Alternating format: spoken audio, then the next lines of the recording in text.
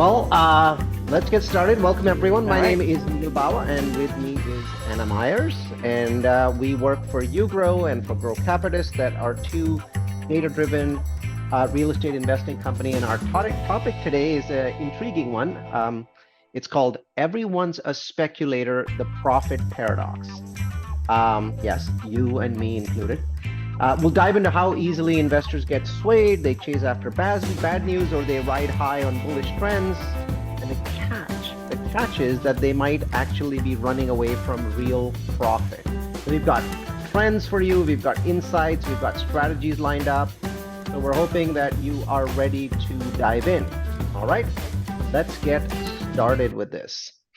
And we're going to start with a fun poll, and I'm hoping that Anna can pop the poll up now. So this is a fun Okay. and lighthearted poll, and the goal, Anna, is to just get everyone in the mood for some deep thinking. So let's see if you can Okay. find the poll and pop it up, right? This poll is going to ask There you you go. 3 simple questions. So I want everyone to read and answer these questions. They're really, really simple, right? The first one says, Yeah. how do you rate yourself as a driver? Do you think you might be a tad below average, with stress on the words below average? So, think about these questions, right? And answer these questions. It's not a trick question. There's no Yeah, there's trick no here, trick. right? There's no trick to this, so you don't have to really think about what Neal's asking for. Just it's a straightforward, process of answering the question. I think it's a useful thought exercise. If you're thinking there's a trick question, there are no trick questions here. So go ahead and answer these questions, right? So what we want to share with you, and we'll give you another 15 seconds to do this, is uh, how the human mind thinks. I think it'll be very interesting for you on how the human mind thinks compared to how it should think. And I think that'll help us understand this concept of why we're speculators rather than investors. Okay, I will give you 10 more seconds. 9, 8, 7, 6, 5, 4, 3, 2, 1. All right, if you didn't lock it in, here are the results, right? And I'm going to give you the results. Bottom line is that even though you are in here for an investor webinar, and you know that we're going to talk about psychology because you read my email when you came in, even though you knew that, right? Yeah, roughly 84% of you said that you were above average in your driving ability. Well, that doesn't make any sense, because if it's average, then 50% of you should have voted yes, and 50% should have voted no. 67% of you think that you're above average in your sense of humor. 65% think that you're above average in getting along with others. What does this show you? Even though you were vaguely aware of what I was going to do, you basically rated yourself above average, right? So in one of the questions, 84% of you rated yourself above average. Only 16% said they were going to be below average. Now, in blind surveys, on the screen, you can see in blind surveys, 90% of people select above average for all 3 questions, all of them. In your case, the number was more like 65, 66% because you were aware of what I was trying to do. So bottom line is this, right? And this is the first lesson that you're going to learn from this poll today. Overconfidence, we've all felt it. It's actually hardwired right into our brains. Our egos, guys, are fragile. So our mind, sometimes it tricks us. It keeps us upbeat, and that's great for our mood. It's great for our self-esteem, but that's a killer when investing. So overconfidence is a huge danger to investors. And then there's something known as attribution bias, right? Whenever we win, it must be our genius moves. Whenever we lose, oh, that's the market's fault. How could it be me? Never, right? We cheat by attributing all of our wins to ourselves and all of our losses to the market. I've done plenty of times myself without even realizing it. But overconfidence is also fickle. We can actually go from overconfidence to being a me too in seconds. Seconds.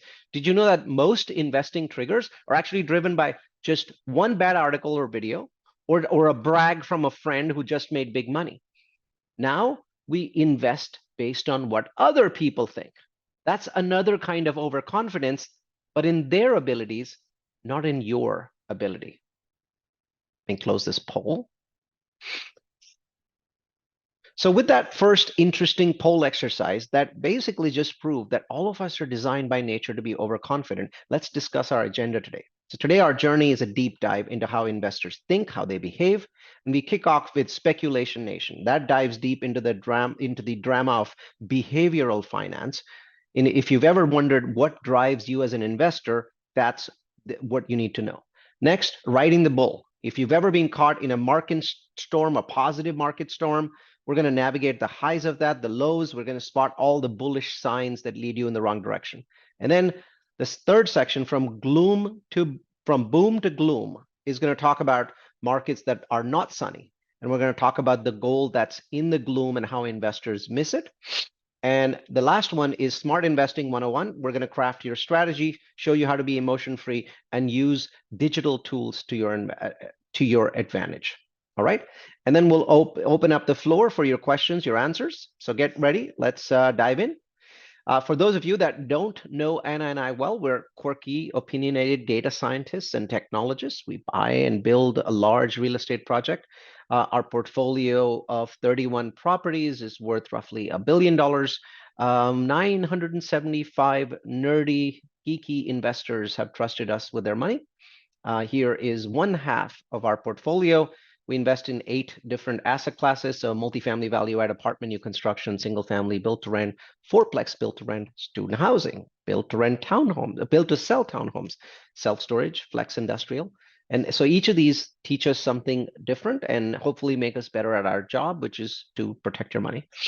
And we've gone full cycle 7 times on these projects with an overall IRR, internal rate of return, of 35% and an average annualized return of 47% across those 7 exits. And our hit rate is getting better. These are some of our recent projects where our hit rate was even better than it was when we started. And our investors, they love us. Love what we're doing. Here's Jennifer. She's very super experienced investor. She compares us to much larger companies with more projects. She thinks we come out ahead. And she also enjoys our high efficiency processes. She likes the fact that the team hasn't changed since the beginning.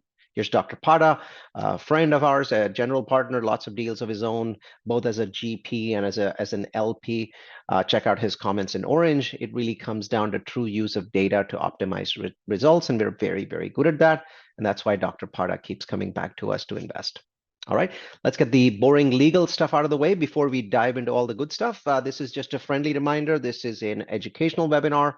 And just because we are sharing our personal opinions, it doesn't mean that you're guaranteed to make a fortune in real estate or in the stock market. Do your own research, consult professionals.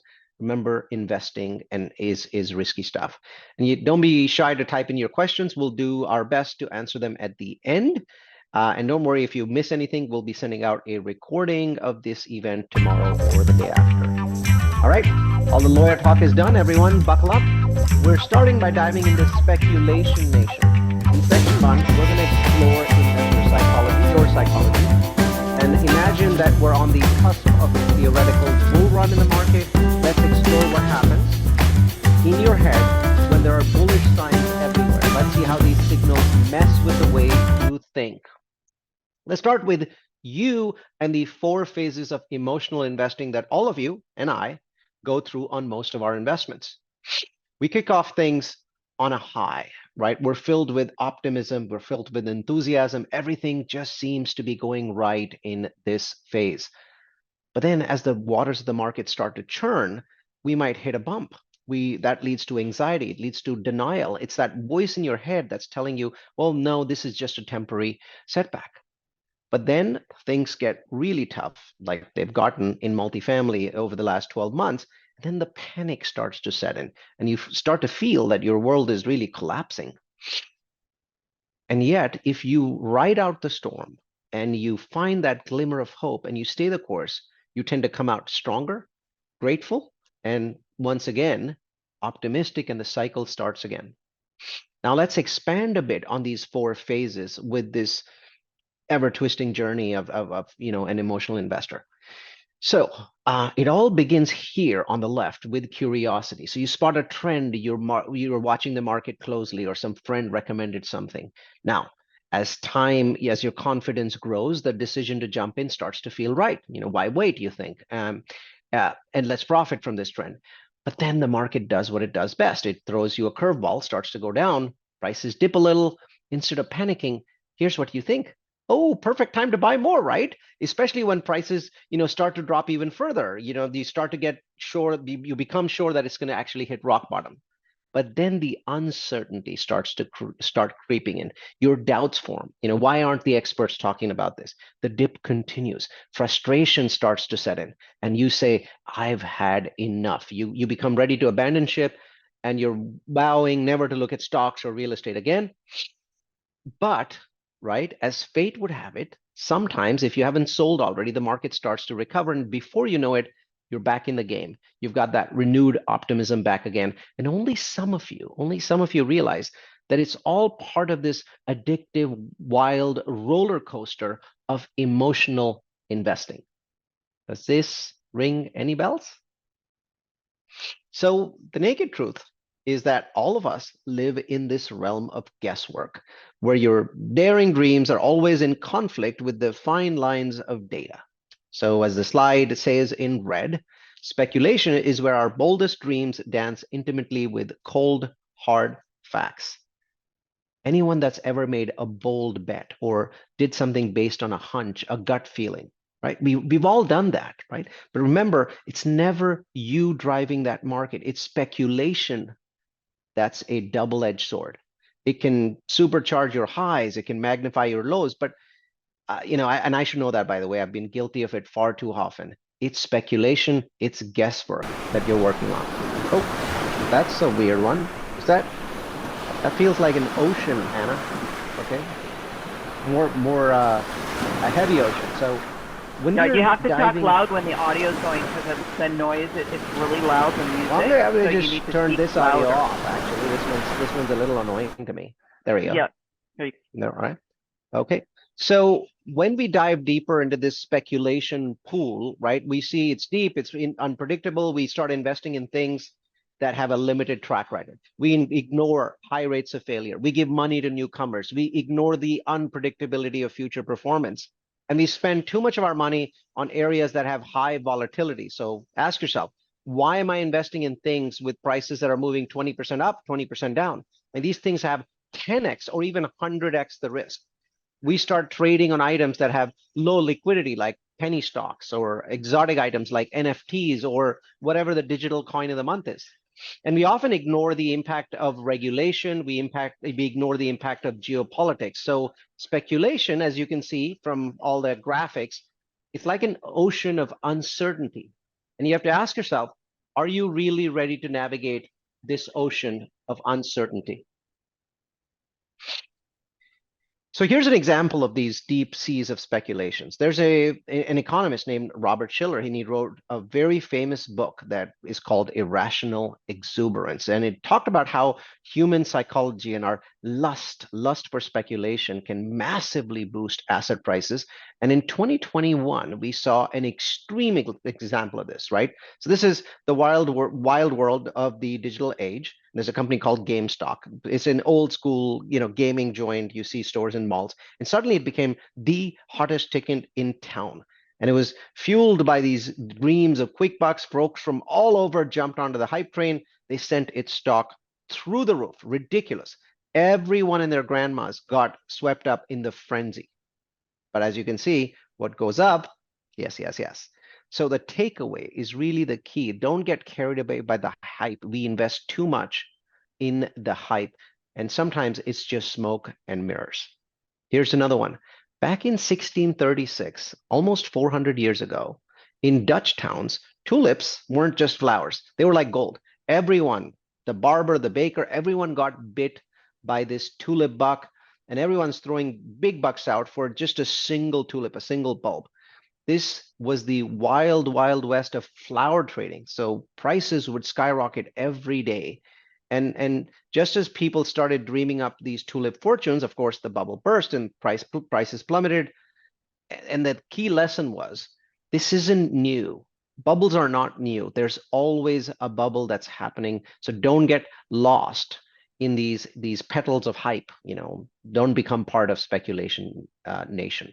So time to move on from our first section, speculation nation, to section 2, which is riding the bull, right? So the market started to surge. You're on a high, your emotions, they're volatile. One moment you're on top, the next moment the ground's getting closer, right? So let's think about how you navigate a bullish landscape while staying grounded. And remember, it's not just about the highs, it's about endurance. Can you keep your balance, right? Here's some tips about identifying and also mastering these bullish phases. The key is you have to be honest with yourself. Hang on, let me just turn off the audio for a second, Anna, because I still have audio on my side. Let me see if I can reduce the volume. Boom, boom, boom. Can you still hear the audio when it comes No, through my? we Okay, weren't able to okay, hear okay, the, okay. That's the good then. Then it doesn't yeah. bother me. All right. So let's start by identifying the key signs of a bullish storm. So asset prices consistently on the rise across various sectors, right? So that's like watching the first raindrops before you get a downpour. You feel this charge in the air because everyone's everyone's very highly optimistic, right? So all the headlines, you see them roaring markets, you see all the economic metrics, and then all of a sudden you see this big surge of participation, right? Why? Because good old FOMO, right? Everyone wants a piece of the action at that point, and the media, they're just throwing a party. They're celebrating every little uptick in the market. They're forecasting sunny days ahead every single day, and global economies are in tip-top shapes, and risk starts to feel like someone else's concern, not yours, someone else's, right? And because things are going up, there's low volatility, confidence is sky high, and all of us, we start feeling invincible. Let's dive deeper into this world of bullish market. So picture this: investors see a trend, it's like a rocket, it's taking off. FOMO starts to kick in, they hop on, they don't do any research, their confidence grows, they place even bigger bets, even often riskier assets, and they start chasing the next big thing. And that's trend shopping, right? Diving into hot sectors, even if the fundamentals are not solid because your friends are doing it. And you're in an echo chamber. You start to focus only on areas that give you the bullish news, and you run away from the ones that are giving you the bearish news. But here's the catch, right? Even if past performance was great, just thinking that it's going to continue, that's the gamble that investors take. And the most common pitfall is ignoring the exit signs, believing that the market is just going to keep on climbing. And it never happens. And here are some of history's most exhilarating hype trains and inevitable price pains that followed them. So at the dawn of the internet era, the dot-com bubble, it blew up like a balloon, young startups, crazy value, but reality is like a pin. So it burst that balloon and it sent the NASDAQ on a free fall and your trillions of dollars into oblivion.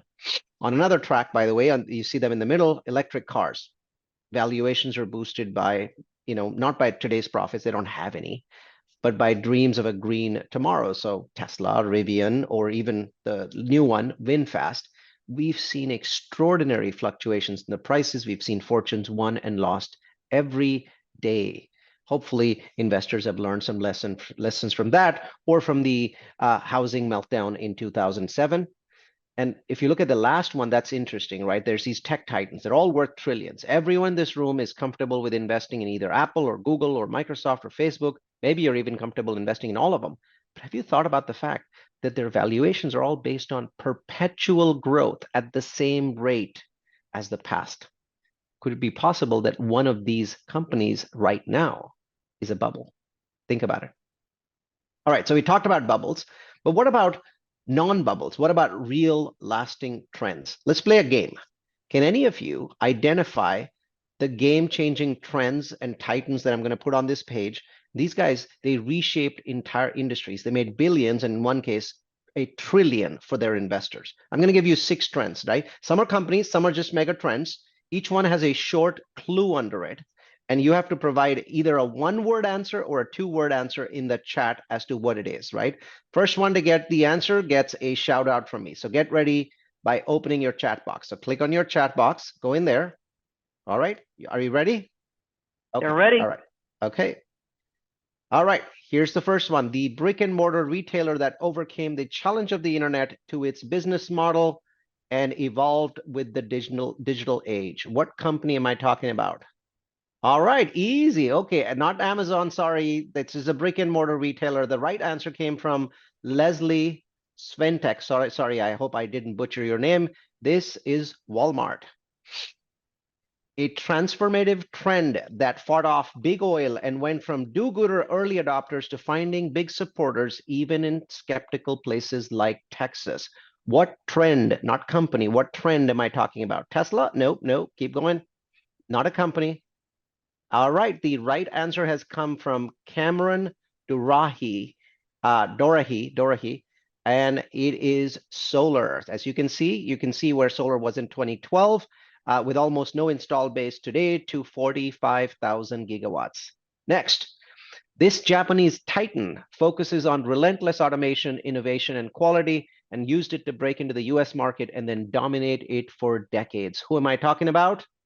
That's right, Yevgeny, you got it right. This is Toyota. Next one, the global science-driven movement was adopted by country after country and led to massive increases in food production, nourishing billions. This one's tough, and it's 2 words. Okay, close enough. Yes, we're getting close, but we don't have answers, the right answer yet. Anyone? 3, 2, 1. I'm going to give it to Vessi because he said, well, there we go. We found the answer. VJ gets the right answer. We're talking about the Green Revolution. This company, this is the hardest one, by the way. This company massively diversified into consumer healthcare products and became a dividend monster with steady growth, even though they have massive competition. Who am I talking about? Good guess, Minion. It's not GE. The right answer, it comes from Eric Nielsen. It is Johnson & Johnson. And the last one, this innovator overcame the volatility that's associated with tech stocks by focusing on brand loyalty rather than tech gimmicks. Which amazing company am I talking about? Oh, that was an easy one. Steve Ammon gets it right. This is Apple. These are amazing trends, and all of them change the world in a better way. So we talked about bubbles, we talked about long-lasting trends that rewarded patient investors like Warren Buffett. But you might say, you know, Neal, what choice do I have? I have to play in this bullpen, whether I like it or I don't. Fine, that's okay. But in this crazy world of investing, you know what's important? You have to know when the party ends, right? So look at overextended valuations. It means that the assets are driven by speculation. They're not driven by fundamentals, right? It's so easy for these claims of this time it's different to drown your inner voice of caution. So look at central banks. Are they tightening purse strings? Are they raising interest rates? Are they cooling the economy? Yes, all that's happening, right? As stock prices have gone up, have dividends kept pace, right? And the clearest warning is that inverted yield curve, because that tells you that a recession is coming. You're right now seeing all of these. So trust the data, don't trust the hype. You have to stay alert. You have to stay ready to pivot. But what if you're having trouble spotting this sunset that's coming? Well, let's talk about a new concept, and that is value hunting. And it works really well when a sunset is coming, right? And by the way, looking at this cartoon on the side, hope you're enjoying this. It brings to mind this Wall Street movie scene, right? So it's kind of crazy how the financial world constantly brainwashes you into constant buying, constant selling. It's just chaos. But even in this chaos, there's wisdom available to you in the form of this book, The Intelligent Investor. Is from Ben Graham. Warren Buffett, by the way, he swears by this book, right? So here's the bottom line of this book. It's not about price. It's about value, true value, intrinsic value. Always has to be the focus of your investing, right? So imagine you own a piece of a private company. So it's a Taco Bell, or it's like a cash flowing laundry business, right? Would you then be buying and selling them every day, right? What's happening is that the market is swaying your emotions. These clickbait articles are swaying your emotions. You wouldn't sell your Taco Bell. You wouldn't sell a cash flowing laundry. So why would you sell stocks every single day, right? So the key is to focus on value, not some random video on Instagram. So to summarize this second section, right, riding the bull, when we talk about riding the bull, it's all about timing. It's all about timing that's backed by deep, deep research. And this guy, Mr. Buffett over here, he said it best. The market, it's less of a gamble. It's more of a test of patience, right? And the key is you've got to wait, you've got to watch, and you've got to strike when the moment is just right. All right.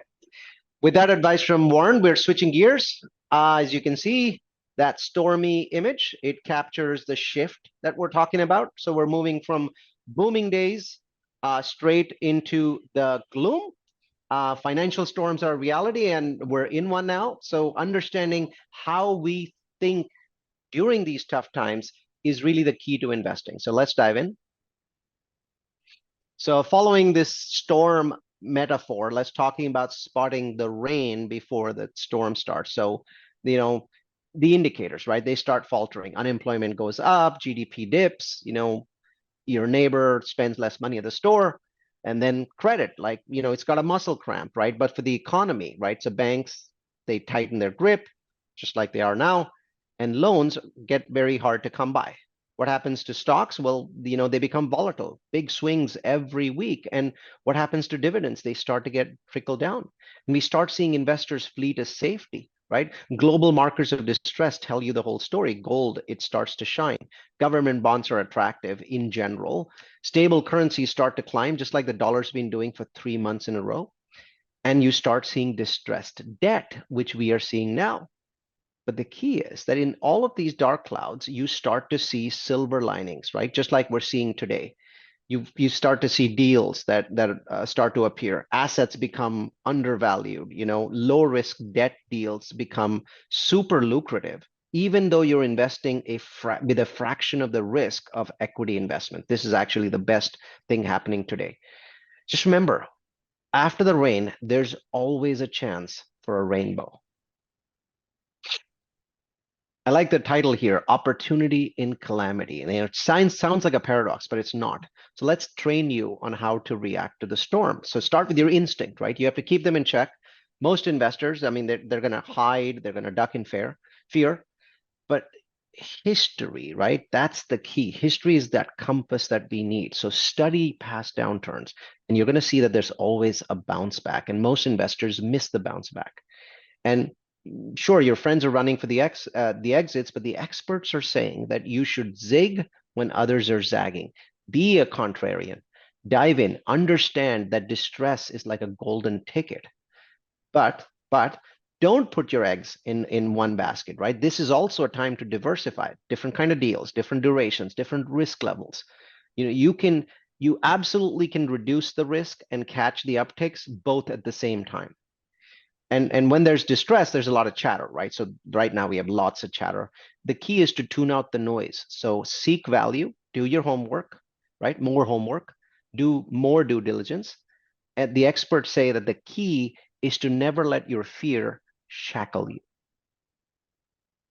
Here are two famous examples of how opportunity has created massive profits for investors. 2008, the world economy is trembling, and we saw these two visionaries. They found silver linings in the dark clouds. First, of course, is Warren Buffett, the Oracle of Omaha. Fear is everywhere, and he sees a diamond in the rough, right? So he invested a massive $5 billion in Goldman Sachs. Everyone was afraid. It paid off in spades, right? So the result was there was this huge profit of $3.1 billion on his $5 billion investment, very quick profit, because his move was not just about the money. He was trying to be this beacon of hope, right? He was trying to be that vote of confidence when our system was failing in 2008. And then there's John Paulson, right? So as that housing bubble was growing, this guy realized that this is going to burst. Instead of being glum about it, he made it into an opportunity. He made what is now referred to as the greatest trade ever. So he bought a huge amount of credit default swaps, and the payout was a insane $15 billion. So here's a tip to train your brain to avoid fear, avoid paralysis. Read this amazing book, or you can listen to it on Audible. It's called Your Money and Your Brain. It's by Jason Zweig. Amazing book, by the way. It completely rewires your brain because it explains something known as the cost of fear. And then it teaches you, it trains you how to identify when fear is actually overriding your logic. So he explains that we have a Neanderthal brain, right? And was designed for fight and flight back in the days. And so what happens is that it interprets any fear of financial loss like a physical threat on your life.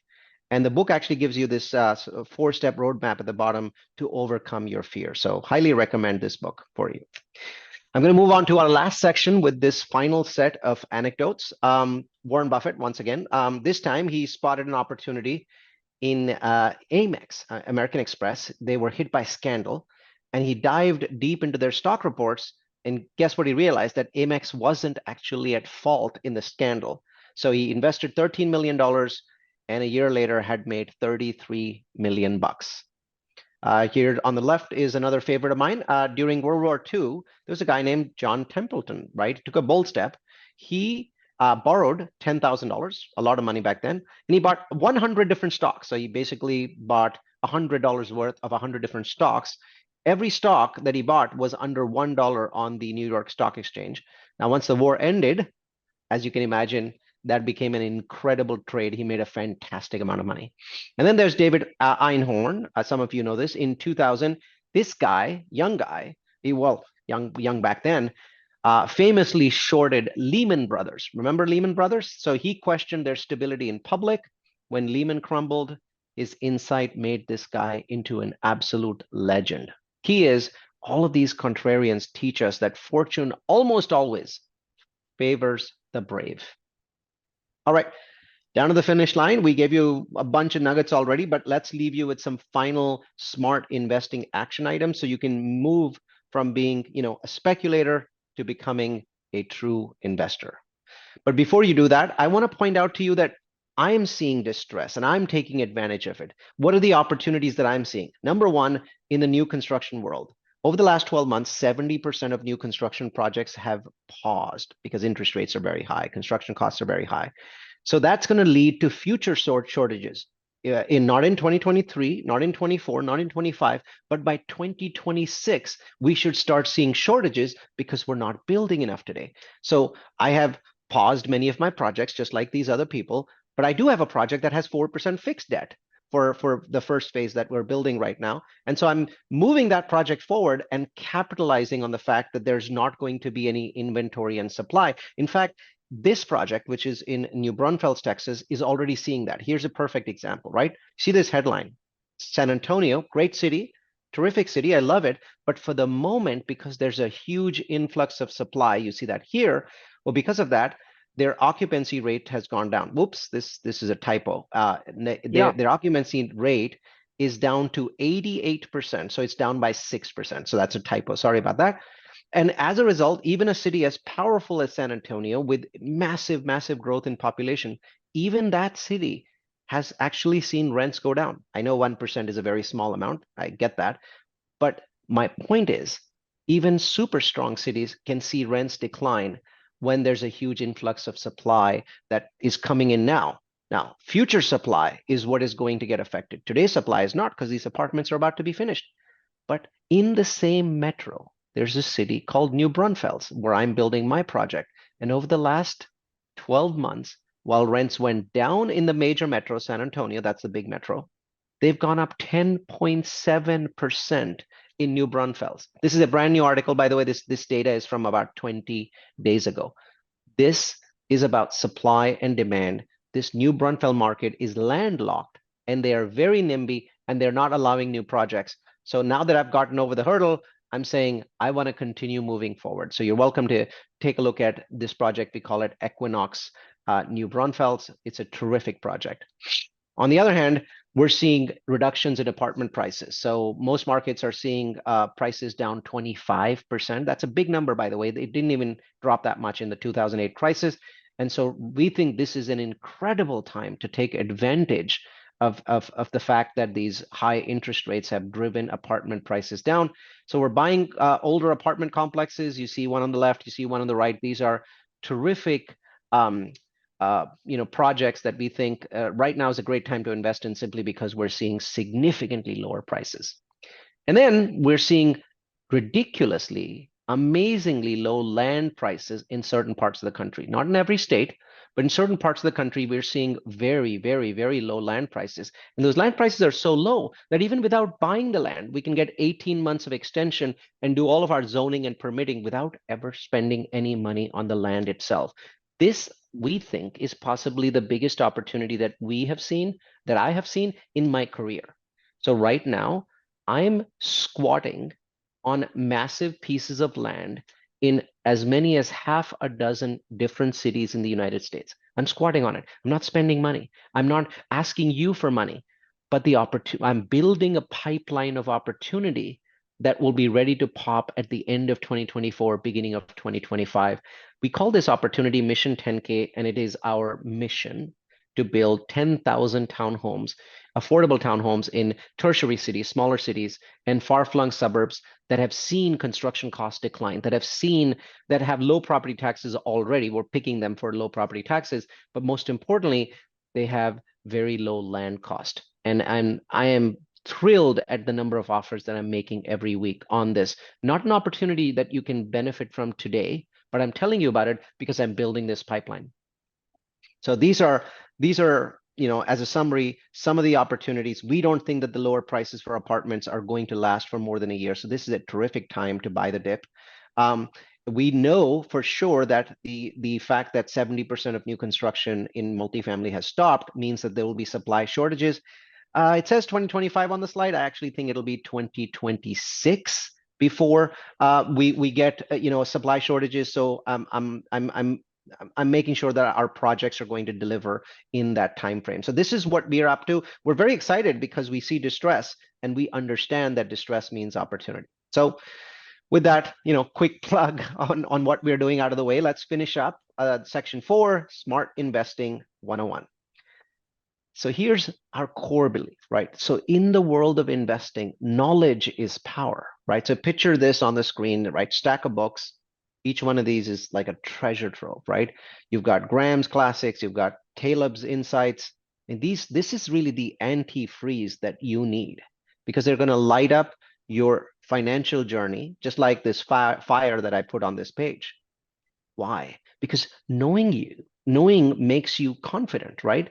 Your decisions, you're going to be more informed, and over time you develop wisdom. It sort of grows just like your investments do. So here's a list. Amazing books. By the way, if you don't think you can get through them, know that there are free book summaries on all of these books, all of them, on YouTube, usually 10 minutes, 15 minutes. So at least check out the summaries for all of these books if you're not going to read them, right?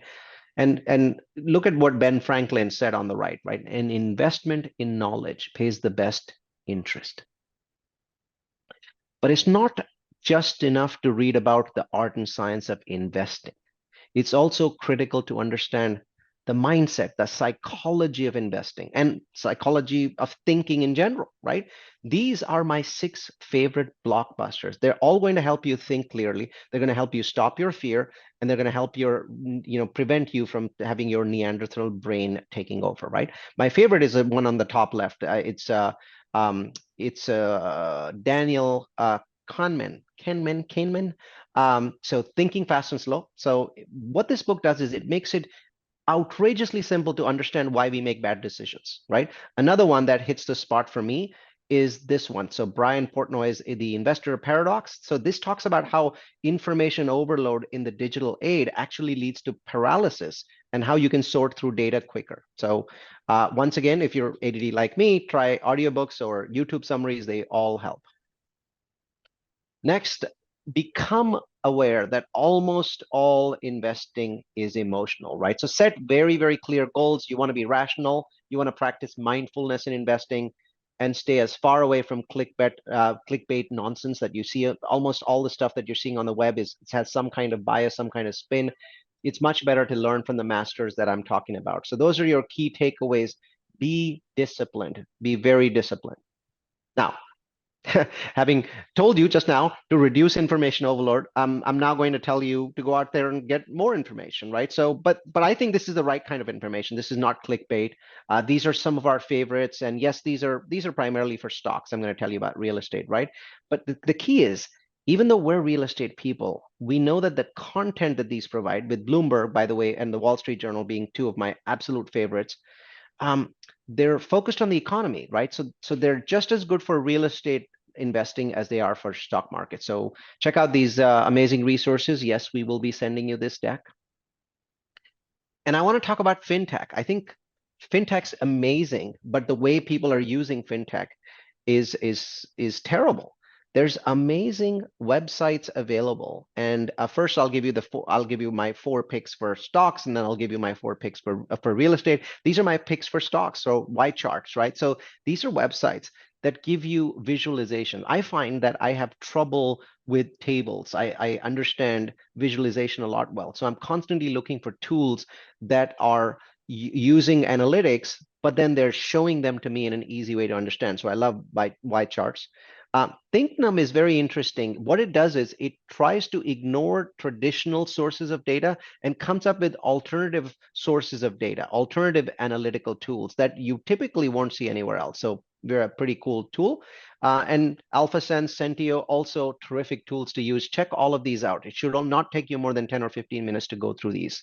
Of course, there's tools in my world, right? So we look at CoStar, Yardi Matrix, John Burns, and Neighborhood Scout, right? So CoStar is our the biggest tool that we use when we're making decisions. Sometimes we spend an hour delving into one report, 5, 6 people on Zoom looking at it. Yardi Matrix has the most amazing webinars. CoStar doesn't do webinars, but Yardi Matrix does the absolute most astonishing webinars. And I highly, highly, highly recommend that you sign up with them.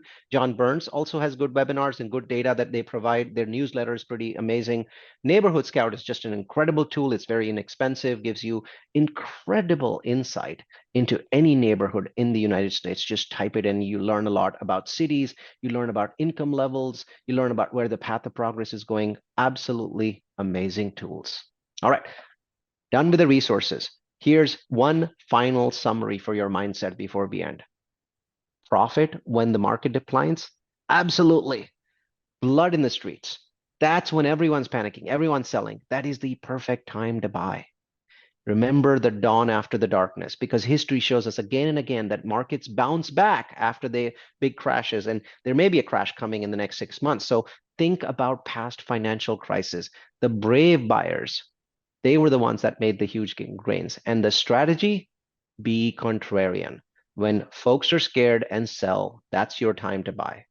And the key to it all is to stay calm, think long term, believe in your moves. Just like this line here, right? Be fierce, be fearless. I'll end with two thoughts from this guy, the greatest investor who's ever lived, right? Warren says that risk comes from not knowing what you're doing.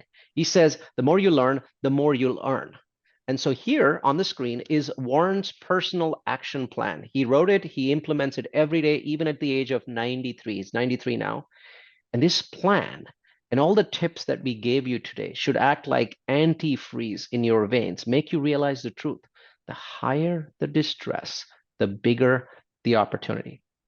Or, as the most famous Jedi Master of all time reportedly said, invest you must, money you will make. So that's our presentation, folks. Hope that we made you think and gave you the antifreeze recipe that all of you need to take advantage of coming distress in the market, in many markets in the next 18 months. We see incredible opportunity everywhere. We're hyper-focused on taking advantage of it. Hopefully you can do it on your own and also do it with us. We're throwing a poll up there. If this makes sense, if any of these opportunities seem like they're interesting to you now in the next 6 months, the next 12 months, please fill out this poll and let us know so that we can share information with you about our projects. I like this last one, Anna. Invest you must. I have to learn how to speak more like Yoda.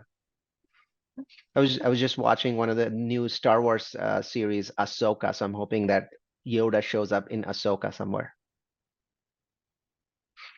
Yes. Well, I think it's we're just kind of a little blown away. We didn't have a lot of questions, but we invite your questions at this point, especially in the Q&A box. Well, I like the comments. Thank you everyone for ideas. your help, your thoughts. I think that it takes a lot of time to put these kinds of webinars together. But this was a webinar that I felt that I did it more for myself than for you. Because what happens is, we've had portfolios that have made investors incredible amounts of money, but as you can imagine, the last 12, 18 months, things have been tough. We haven't been able to do cash flow on projects. Some of them are pushed back, some of them are paused. And we've started questioning ourselves. And this really helps us go back and do a deep dive into the fundamentals of investing and say, hey, did we do something wrong? And the answer is no, the market cycles are independent of us. And I think that we are positioned in the right places, we're doing the right things, but now we need to be patient and not panic. And that's what I took away from it. So it was wonderful for me to put this together for you, and I hope you found it useful. And thank you to everyone that's saying great things in chat. It's very, very beneficial. This is not the our regular kind of webinar where often we get lots of questions because we're talking about cities and asset classes. We just hope that it helped you sort of understand what happens. Why are these investors that these superstar investors, why do they make such a huge amount of money? It's the honest answer is they can control their emotions better than you can. And I think that the resources that we've given you, you can do the same thing. You can control your mind and you'll be an incredible investor and make a huge amount of money. Thank you, Elisa. Thank you, Misty, Jog, Nancy, and Vassie. Thank you for all of your comments. I really, really appreciate it. Thanks so much. Thank you, everyone. Question. Yeah, we have a question. Do these projects accept 1031 exchange? Anna? So it's not impossible. It is possible depending on the timing, if it aligns with your 1031 opportunity. So you can email me directly, Anna@growcapitalist.com, ANNA@growcapitalist.com, and we can chat about your 1031 and whether it is a fit for any of the opportunities that we have. Absolutely. Yep. Any other questions that we haven't answered yet? The recording will be emailed out in the next few days. So yes, along with the PDF of the deck. Okay. All right. Well, thank you everyone for coming, and thank you, Anna, for helping me put this together. We will see you at our next webinar. Have a good one, guys. Thanks, everyone. Bye-bye.